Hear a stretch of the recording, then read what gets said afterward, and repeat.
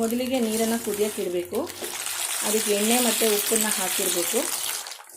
ಅದರೊಳಗಡೆಗೆ pasta ಹಾಕ್ಕೊಳ್ಳಿ. ನೀರನ್ನು ಚೆನ್ನಾಗಿ ಕುದಿಯಕ್ಕೆ ಇಡಬೇಕು. ಕುದಿಯಕ್ಕಿಟ್ಟು ಅದಕ್ಕೆ ಎಣ್ಣೆ ಮತ್ತು ಉಪ್ಪನ್ನು ಹಾಕಿರಬೇಕು.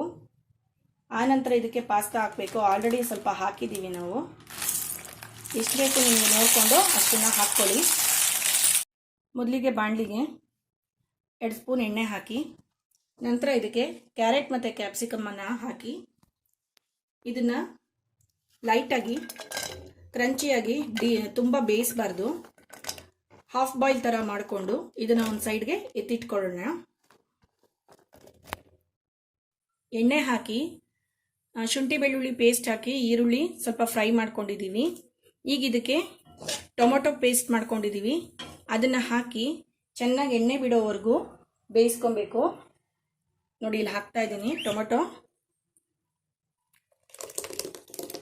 ನಾನು 4 ಟೊಮೊಟೊ ರುಬ್ಕೊಂಡಿದ್ದೀನಿ. ಅದನ್ನು ಹಾಕಿ ಚೆನ್ನಾಗಿ ಎಣ್ಣೆ ಬಿಡೋವರೆಗೂ ಫ್ರೈ ಮಾಡ್ಕೋಬೇಕು.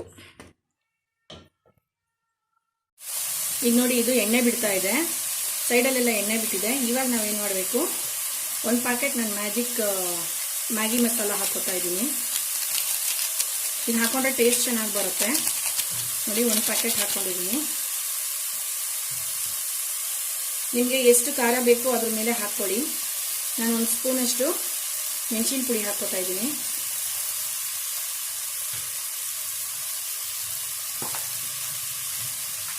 ಒಂದು ಸ್ಪೂನಷ್ಟು ಮೆಣಸು ಪುಡಿ ಹಾಕ್ಕೋತಾ ಇದ್ದೀನಿ.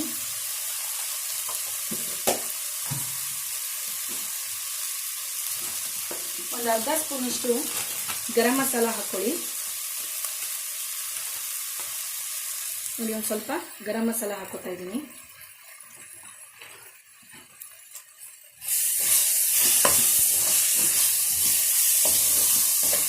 ಇದಕ್ಕೆ ಸ್ವಲ್ಪ ಅರಿಶಿನ ಆ್ಯಡ್ ಮಾಡ್ಕೋಬೇಕು.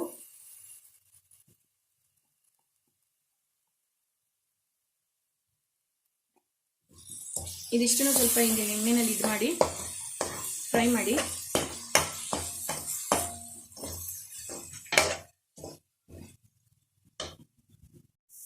ಆಮೇಲೆ ಇದಕ್ಕೆ ನಾವು ಆವಾಗಲೇ ಅರ್ಧಂಬರ್ಧ 50% ಕುಕ್ ಮಾಡಿರುವಂಥ ವೆಜಿಟೇಬಲ್ಸ್ ಇಟ್ಕೊಂಡಿದ್ವಲ್ಲ, ಕ್ಯಾಪ್ಸಿಕಮ್ ಮತ್ತು ಕ್ಯಾರೆಟು, ಅದನ್ನು ಇವಾಗ ಆ್ಯಡ್ ಮಾಡ್ಕೊಳ್ಳಿ. ಸಾಲ್ಟ್ ಎಷ್ಟು ಬೇಕು ಅಷ್ಟು ಸಾಲ್ಟ್ ಹಾಕ್ಕೊಳ್ಳಿ.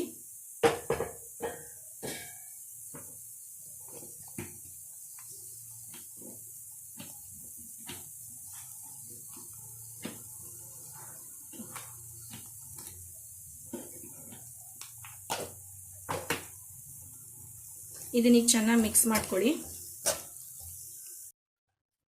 ಇದಕ್ಕೆ ನಾನು ಇವಾಗ ಸ್ವಲ್ಪ ವಾಟರ್ ಆ್ಯಡ್ ಮಾಡ್ತಾ ಇದ್ದೀನಿ. ಚೆನ್ನಾಗಿ ಕುದೀಲಿ. ಆನಂತರ ನಾವು ಆಮೇಲೆ ಅದಕ್ಕೆ ಬೆಂದಿರೋ ಪಾಸ್ತಾನ ಆ್ಯಡ್ ಮಾಡೋಣ. ಸ್ವಲ್ಪ ನೀರು ಜಾಸ್ತಿ ಡ್ರೈ ಆಗಿತ್ತು, ಅದಕ್ಕೋಸ್ಕರ ಒಂದು ಸ್ವಲ್ಪ ನೀರು ಹಾಕ್ಕೊಂಡಿದ್ದೀನಿ. ಈಗ ಒಂಚೂರು ಚೆನ್ನಾಗಿ ಕುದಿ ಬರಲಿ. ಕುದಿ ಬಂದಮೇಲೆ ಇದಕ್ಕೆ ನಾವು ಪಾಸ್ತಾನ ಆ್ಯಡ್ ಮಾಡ್ಕೊಳ್ಳೋಣ. ನೋಡಿ, ಈಗ ಮಸಾಲೆ ಎಣ್ಣೆ ಬಿಡ್ತಾ ಇದೆ. ಈಗ ನಾವು ಇದಕ್ಕೆ ಬೇಯಿಸಿರೋಂಥ ಪಾಸ್ತಾನ ಹಾಕ್ಕೊಂಡು ಮಿಕ್ಸ್ ಮಾಡ್ಕೋಬೇಕು. ಈಗ ನೋಡಿ ಹಾಕಿದ್ದೀವಿ. ಇದಕ್ಕೊಂದು ಸ್ವಲ್ಪ ರೆಡ್ ಚಿಲ್ಲಿ ಸಾಸನ್ನು ಹಾಕ್ಕೊಳ್ಳೋಣ. ರೆಡ್ ಚಿಲ್ಲಿ ಸಾಸ್ ಹಾಕ್ಕೊಂಡು ಮಿಕ್ಸ್ ಮಾಡ್ಕೊಳ್ಳೋಣ. ಅಲ್ಲಿಗೆ ನಮ್ಮ ಪಾಸ್ತಾ ರೆಡಿಯಾಗಿದೆ. ಕೊನೆಯಲ್ಲಿ ಕೊತ್ತಂಬರಿ ಸೊಪ್ಪು ಹಾಕಿದ್ದೀವಿ. ಸೊ ಈ ಕೊತ್ತಂಬರಿ ಸೊಪ್ಪು ಹಾಕಿದ್ಮೇಲೆ ಒಂದ್ಸಲ ಮಿಕ್ಸ್ ಮಾಡ್ಕೊಳ್ಳಿ. ಈಗ ನಿಮ್ಮ ಪಾಸ್ತಾ ರೆಡಿಯಾಗಿದೆ.